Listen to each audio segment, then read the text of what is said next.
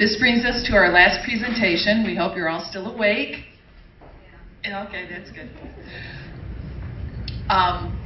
This is a very special presentation of the personal story, kind of from age 10 to 22, of a friend that I met on Facebook. His name is Ali. He's an Iraqi young man, very talented, has not been able to go to college due to being a refugee and his family's troubles, etc. And he's written his personal story. I think this is his 5th iteration. I don't know where Alyssa went, but we've gone through a number of, yeah. And I am very, very happy to introduce Seth Garben, who is did I pronounce that properly? Yeah, that's correct. Awesome. He is an acting student at Northwestern, and he will be performing Ali's story. I'm going to give away the topic heading. It's called The Enemy.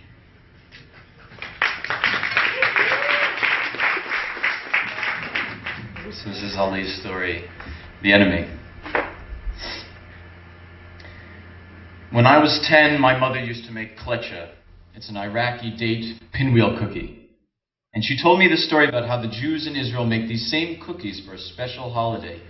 But they would make large piles of it and put in the blood of a young slain boy named Muhammad, which is the most common boy's name, kind of like John in America. And that the 2 blue lines on the Israeli flag represent the Nile and the Euphrates, which is where they intend to expand their country to include us in Baghdad, to include me. When I was 10, the Jews were the ultimate enemy. But to be honest, occasionally they would say, it's not the Jews that our fight is with, but the Zionists. The Zionists were basically fanatic Jews, and they weren't alone because they had allies. The West especially, and the United States, who bombed us before I was born. I was born in '91. Our goal was to form a united Arab nation under the wise leadership of Saddam Hussein. True, he made boring speeches, and everyone in the family made fun of him when they didn't think I was listening. But the books and the TV always showed these great things he did for the country. And all that is standing in this glorious way is Israel. And Iran, of course, our historic enemy, who we have been fighting for generations. And then one day I watched 9/11. Americans had it coming. They bombed us. They supported Israel. Of course someone was going to blow them up. And it couldn't be the Islamists who blew them up, not those rag-headed Afghanis whom my brother wanted to join when he was a teenager till my dad beat it out of him. No. This was a more sophisticated evil. It had to be the Jews. America bombed the shit out of us later when I was 12. I didn't really care. I was just too excited to have an excuse to stay up late watching the news and eating the war stockpile, which contained boxes of chocolate. The Americans came, and I proudly stood in my 6th grade class telling the American officer who came to introduce himself to our school in clear English, "Go home, we don't need you." I was so proud that later on when my friends asked me what I said to the American, I told him to go home, you filthy cowboy. We don't need your freedom here. We are free. But I realized we weren't, actually. People could talk shit to American soldiers and not one of them would shoot. They would shoot for other reasons, though. While we couldn't criticize the government during the Saddam era in public. I remember people hating Saddam, making jokes about him. After realizing that I, a child, was in the room, they would make me promise not to tell anyone, or otherwise Daddy would go to jail. I didn't get why people liked Saddam all of a sudden, but I guess they just realized that he was good now. And I think I realized it too. The United States was the enemy, and we have to fight them. At 12, the United States was the ultimate enemy. But then I was 13, and I realized I had a cock. Honestly, politics didn't interest me back then.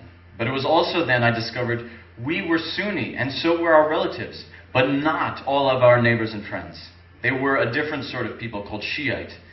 And we now had to make place for relatives displaced in Shiite-controlled provinces. And a lot of Shiite were bad, and they liked Iran more than Iraq. And Shiite hated us. They wanted to kick us out, destroy our mosques.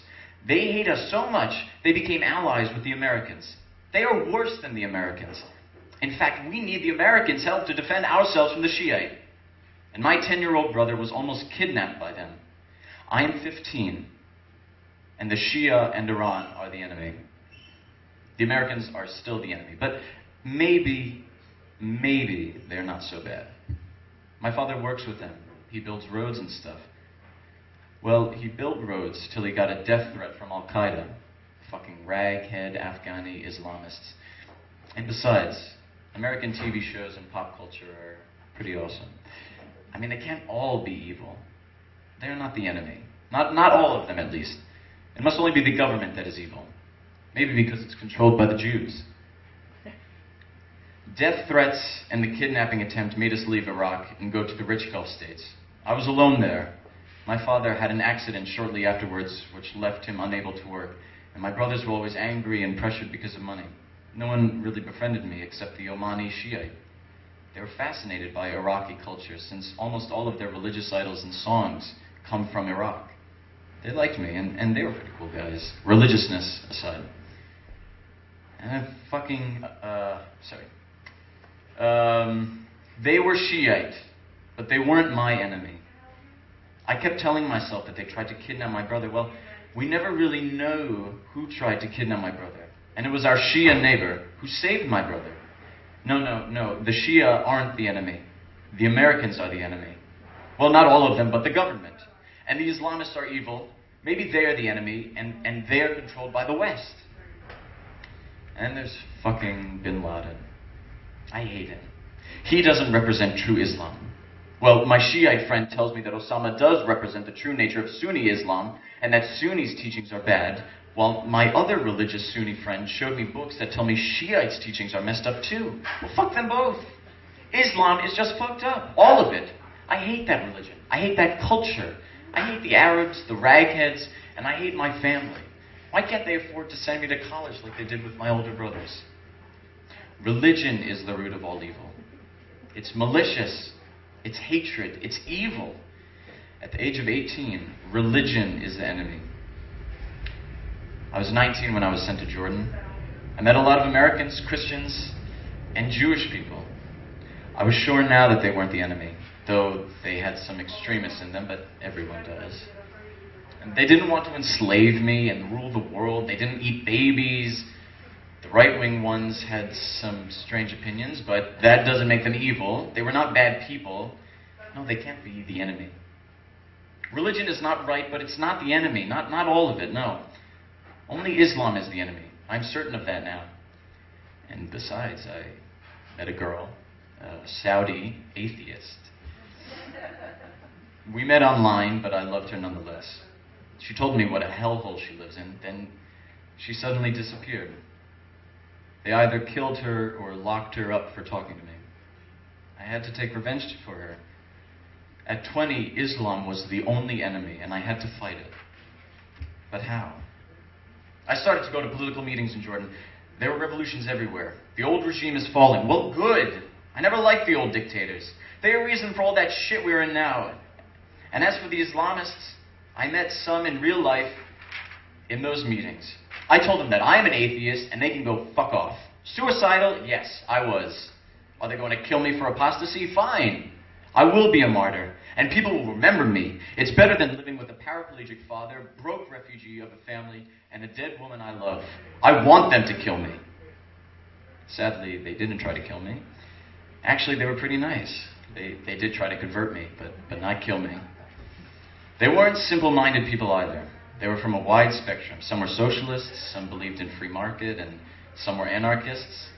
They didn't want to kill me and chop my head off. They didn't want to rape and enslave women and children. They were decent people, but with different thoughts than me, just like humans everywhere. I'm 22 years old in 3 months. So who is the enemy? I was a religious nationalist, to a nationalist, to a religious fanatic, to an atheist, to a fanatic atheist, to an agnostic, and finally to a humanist. In my opinion, it wasn't my views on what is an enemy. The enemy were the people who try to hurt us. The enemy rarely changed in my life. What changed in my mind was the definition of us. From a family a nation, a religion, and finally all of humanity. So who is the enemy now? I honestly don't know. But I tell you what, those animal rights activists really piss me off. Thank you.